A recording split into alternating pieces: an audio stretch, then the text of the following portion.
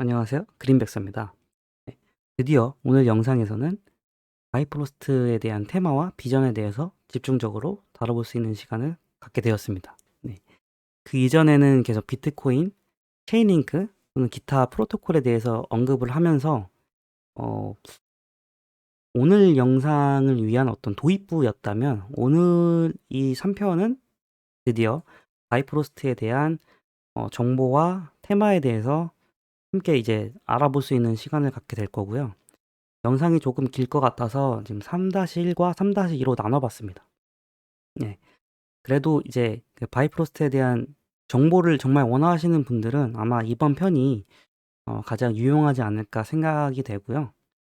그래서 지금 바로 이제 시작을 해보도록 하겠습니다. 네. 제가 한 1편에서 보여드렸던 프로토콜 피버의 사진인데요.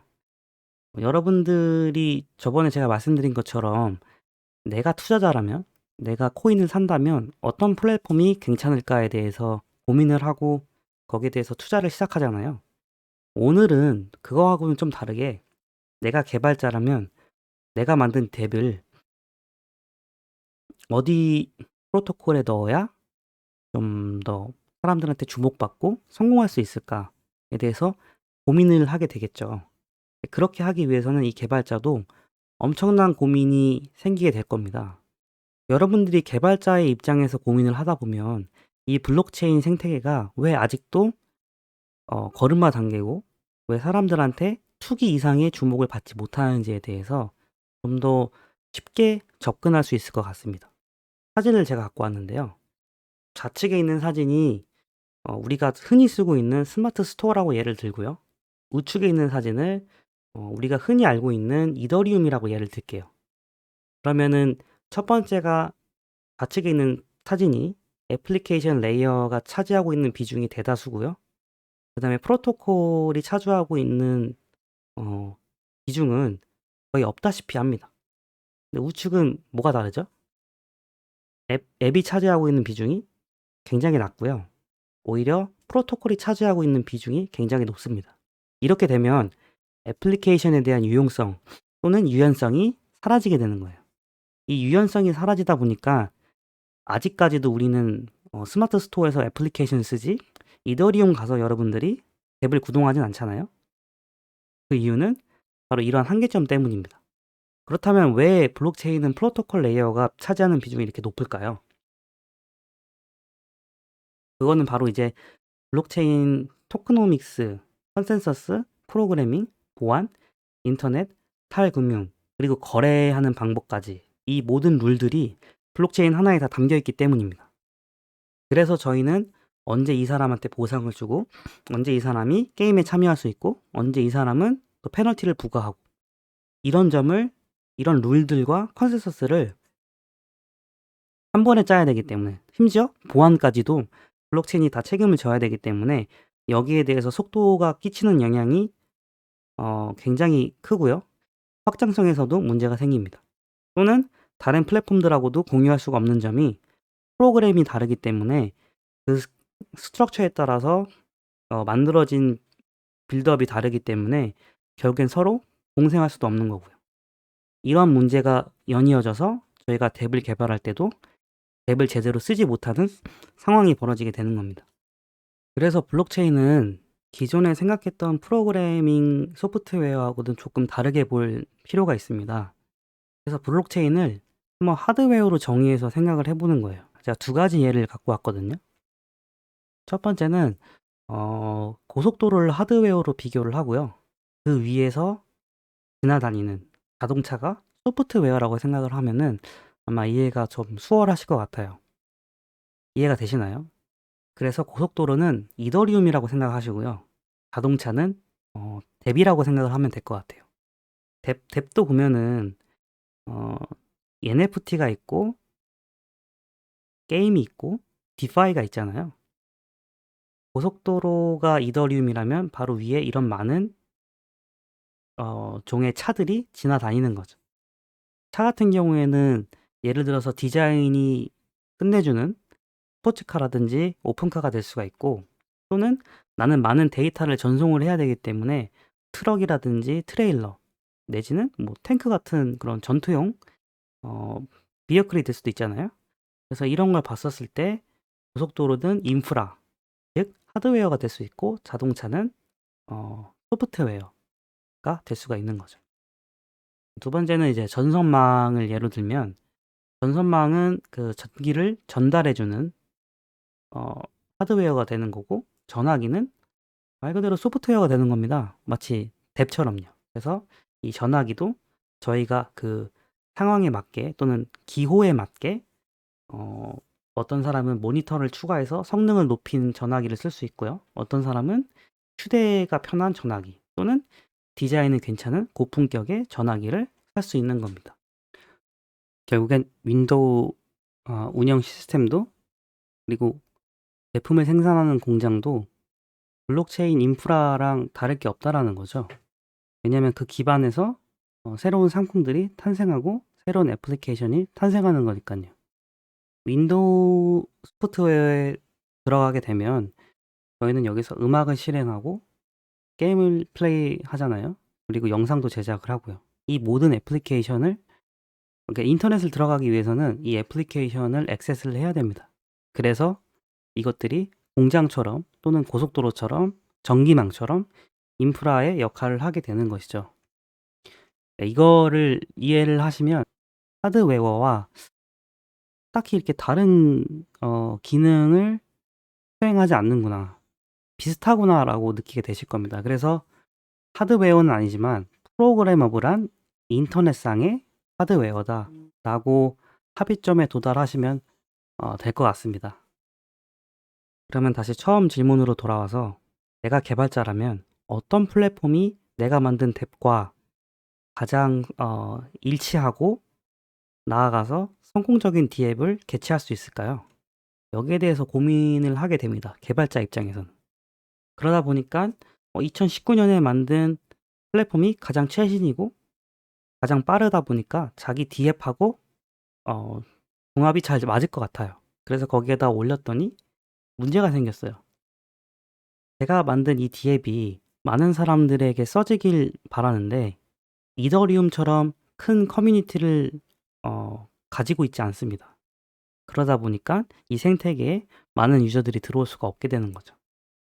D앱이 아무리 좋아도 이러한 문제점이 생기게 되는 겁니다. 그래서 빠른 플랫폼을 버리고 이더리움으로 넘어갔어요. 이 D앱이 이더리움으로 넘어가니까 이걸 쓰고자 하는 사람들은 굉장히 많아져요. 근데 문제는 다른 D앱들도 많고 유저들도 너무 많기 때문에 이 트랜잭션이 일어나는 벌어지는 양들이 이더리움이 감당을 못합니다. 속도도 느려지고요. 가스비도 많이 나오죠. 결국 이 D앱은 어딜 가도 성공적으로 쓰여질 수가 없게 되는 불상사가 발생을 하는 겁니다.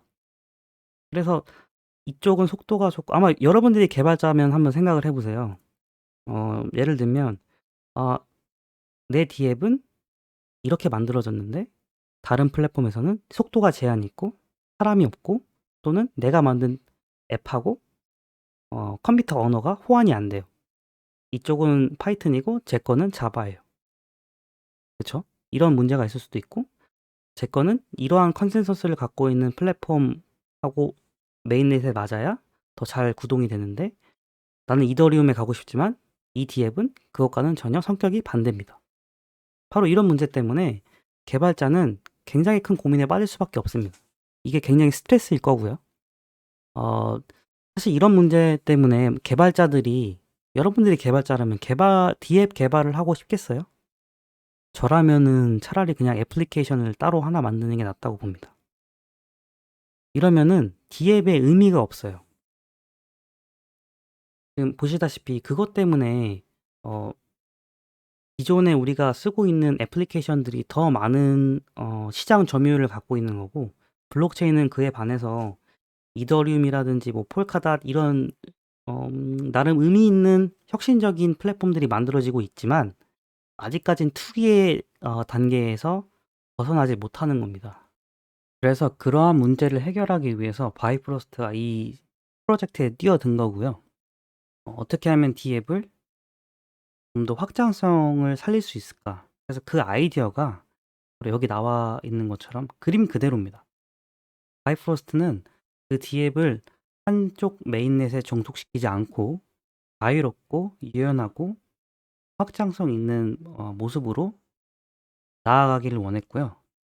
그래서 그 D앱들이 만약에 이더리움에만 갇혀 있다면 이더리움 안에서 벌어지는 모든 트랜잭션을 감당할 수가 없잖아요.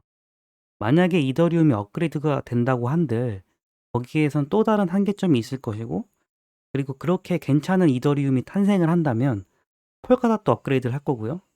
구글에서도 업그레이드를 할 겁니다. 그러면 당연히 그쪽에서도 이 이더리움에 있는 덱을 한정해서 쓰지 않고 여기저기로 이동해서 쓰는 것이 훨씬 이득이겠죠. 그런 점이 바로 이 바이프로스트가 갖고 있는 이점이라는 겁니다. 그래서 이 D앱의 유연성, 확장성, 속도, 그리고 안정성을 다 잡을 수가 있는 거예요. 한번 생각을 해보세요. 예를 들어서 제가 클레이튼에 있는 덱을 쓰고 있습니다. 이게 뭐 NFT 게임이라고 쳐볼게요. 근데 어느 순간 클레이튼에서 제가 이 게임을 구동을 하고 있었는데 클레이튼이 셧다운이 됐어요. 어떠한 이유인지 모르지만 다운이 됐습니다. 그럼 그 서버를 구축을 하려면 원래는 넥슨이라든지 네이버 같은 경우에는 중앙 서버가 있기 때문에 그쪽에서 해결을 하면 되지만 탈중앙화 서버는 그렇지가 않습니다. 여러분들이 잘 아시겠지만 그렇지가 않아요. 서버가 분산화되어 있기 때문에 결국에 시간이 걸릴 거고, 그 이전에 제가 그냥 바이프로스트 미들웨어로 트론에서 다시 구동을 하면은 정상적으로 구동이 되거든요. 바로 이런 메커니즘을 바이프로스트가 제공을 하기 때문에 앱들이 구동을 하는데 더 훨씬 안전하다라는 거예요. 그 안정성이 훨씬 더 크게 보장이 되고, 그러면 D앱은 그 장점들을 개선을 하기 때문에 더 좋은 생태계가 마련이 될 거라는 것이 바로 제 생각입니다. 그게 이 바이프로스트의 모델이자 비전이기도 하고요. 제 자신과 여러분들 한번 보세요. 여러분들 이 시장에 뛰어든 이유가 물론 큰 보상을 얻기 위해서 뛰어든 건 맞지만, 여러분들 중에서 아마 10중 8구 앱을 써보신 분들은 거의 없을 거예요. 정말 암호화폐를 보수적으로 좋아하시는 분들 아닌 이상은 대부분 덱을 쓰지 않으셨습니다. 대부분 덱을 쓰지 않으셨을 겁니다. 저도 거의 뭐 그런 편이고요. 가끔 뭐 유니스왑 이렇게 쓰고 NFT 마켓 같은 거 한번 둘러보는 편이지 실질적으로 제가 그걸 쓰진 않아요. 뭐 여러 가지 이유가 있겠죠. 확장성의 문제도 있고 너무 느리고, 또 가스비가 제가 몇만 원을 트레이딩을 하려고 하면은 가스비가 5만 원이 나오기 때문에 배보다 배꼽이 더 커요. 그런 상황에서 사실 덱을 쓸 수가 없기 때문에 저희는 사실 투자라기보다는 투기가 맞습니다. 현재 상황에서는요.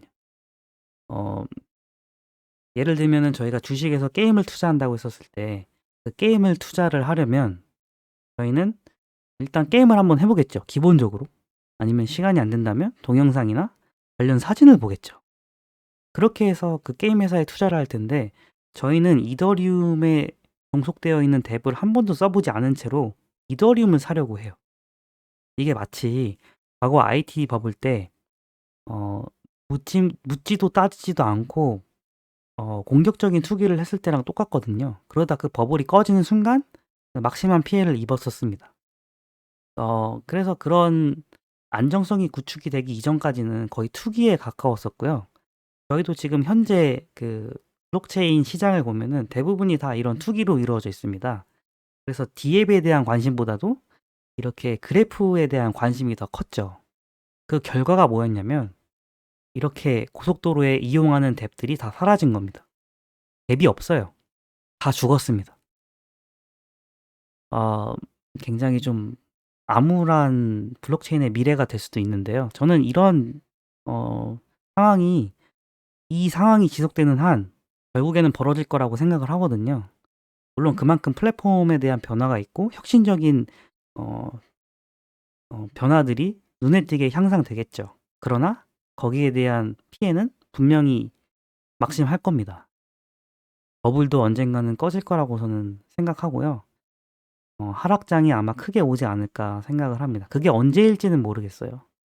그거는 예측을 할 수 없지만 앱이 이용이 되지 않는데 어떻게 플랫폼이 계속 성행을 하고 주목을 받을 수가 있겠어요. 굉장히 그거는 앞뒤가 맞지 않는 말이라고 생각을 합니다. 바이프로스트가 전하는 우리는 뎁을 구동시키기 위해서 프로젝트를 진행을 한다라는 이 We make devs work라는 이 슬로건을 여러분들이 잘 한번 머릿속에 각인을 하시고 이 프로젝트를 한번 확인도 하시고 정말 이렇게 구현이 될까? 어떤 식으로 될까?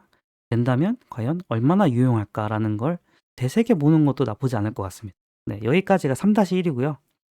다음 시간에는 바이프로스트에 대해서 오늘 이야기한 거 외적인 부분하고 앞서 말씀드렸던 것처럼 뭐 홈페이지라든지 뭐 이런 거 직접 가서 한번 실제로 어떤 식으로 프로젝트를 진행하고 있는지에 대해서 확인하는 시간을 가져보도록 하겠습니다. 그리고 마무리를 하도록 하겠습니다. 감사합니다.